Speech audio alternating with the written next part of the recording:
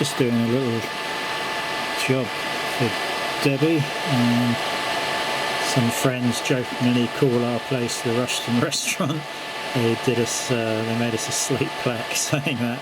So I've just engraved some knives from Lidl, I think it was. I think they were only £5 for 2 cheese knives, but that's come out really, really nicely.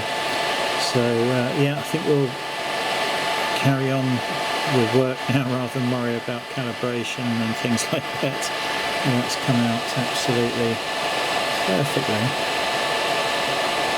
And that setting was 100% power, and I did it at 50 speed, and obviously it's filled with the number 1 option in the fill menu.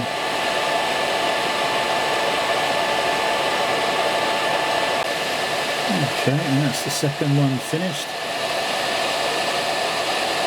Yes, got it in there, okay. Same power and speed. So yeah, that's that done for today. That can go back in the box, and Debbie can have that later on for her cheese knife drawer.